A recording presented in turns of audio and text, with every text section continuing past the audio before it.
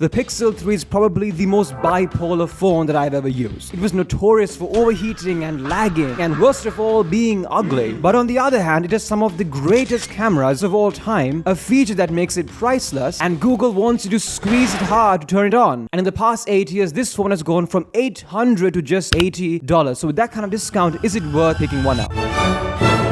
Using this phone, the first thing I realized is just how much the internet lies. How can something so black be so small? What? This thing is so small and compact, it's just such a breath of fresh air from the tanks that we have to deal with today. And yes, the design looks extremely outdated even back then. Don't even get me started on the 3XL and its sagging granity notch, okay? And stay tuned to learn about how Google edged us with this phone. I'm not lying. And after 8 years, surely this thing lags like no tomorrow, right?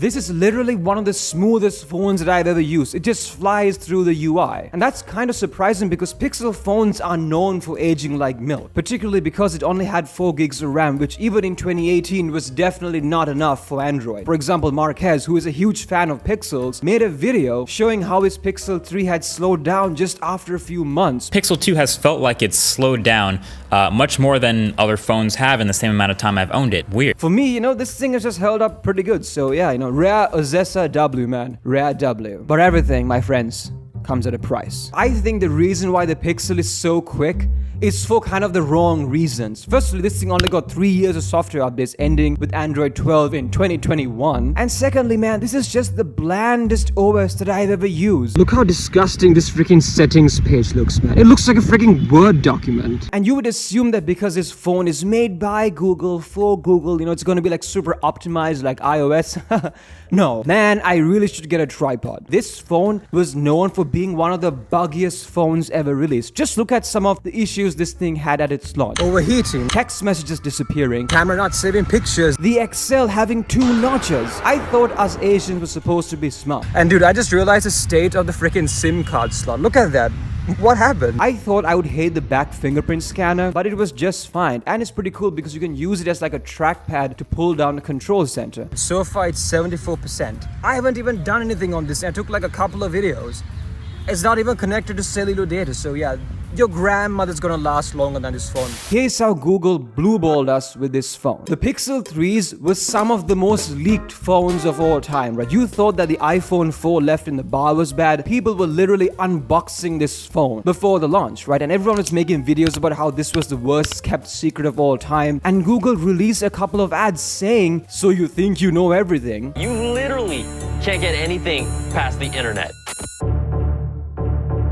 And the event happened, the phones came out, and they looked just as horrifying as the rumors said they were. But Jesus Christ, the battery is going down, time to test the cameras. When this phone came out, everyone was glazing the camera, saying it was the best thing ever. And on the surface, that seems very hard to believe because there's only one camera, which even back then, it was very normal for $800 flagship Android phones to have at least 2 cameras, and Huawei had 3 cameras with the P20 Pro. The year before this phone came out with the Pixel 2, they released an ad saying, "Dual camera, no need." How'd that work out for you guys? Now, to be fair, that single camera is actually really good. And despite not having a telephoto lens, the 2x zoom actually looks pretty decent. This was the very first time that we saw night sight on a Pixel phone, basically the night mode. And it's pretty good, but let's go dark. I walked into this forest, tripped on a branch, and almost broke my neck. Smash like, subscribe, because for you, I was about to be handy-capable. And yeah, even in the crushing darkness of the forest, you can still see quite a lot, right? So I have to give it to Google, man. This is pretty damn impressive. And oh my god, look, it's a train track. Are we at Neverland, bro?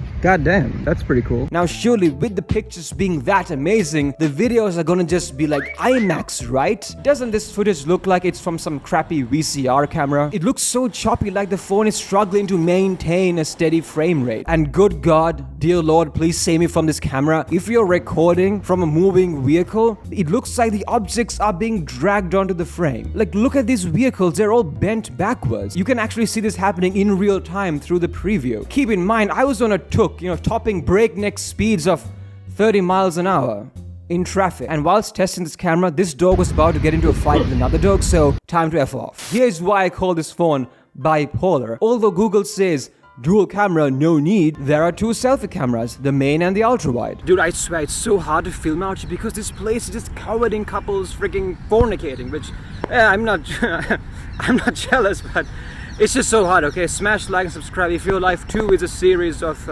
meaningless events. Okay, I need to relax. Let's test out the weirdest feature on this phone, Active Edge. Google added a couple of pressure sensors on the sides of the phone so that you can squeeze it to activate the Google Assistant. Now it's Gemini. Silence alarms or ignore calls if you get any. Now the cool thing is that you can customize how hard you need to squeeze it before it turns on, and good God, man, I hope no one is freaking listening to me right now. I really like it because it's super convenient to be able to activate a feature on your phone by just squeezing it instead of having to shift your hand around to click the power button or the action button or the capture button. What the hell, freaking, there's too many buttons, man, these days. These phones up until the 5th generation had access to unlimited Google Photos backup. In the beginning, the unlimited storage was at full resolution, but Google downgraded everyone down to the storage saver option, except for the 1st generation. The catch with the unlimited storage on this phone is that it's tied to the phone itself, not the Google account. So if you try to upload photos from, let's say, your computer or another phone using the same Google account, unfortunately it'll count towards your actual storage. So that's kind of the catch with this phone. So after 8 years, would I recommend that you pick up one of these phones to use as a daily driver? And seriously, dude, after seeing that god-awful video on this phone, you still want to buy this thing, man? What's wrong with you? But if you do have $80 to burn and you want to try out the unlimited storage, I would say go for it. Don't even buy the Pixel 3. Try to get the 2 or even the 1, because with that you have unlimited storage at full quality. And who cares if it's scratched or the screen is cracked? As long as it turns on and connects to the Wi-Fi, who cares? Click here to learn about why you are being lied to about budget phones. See you soon.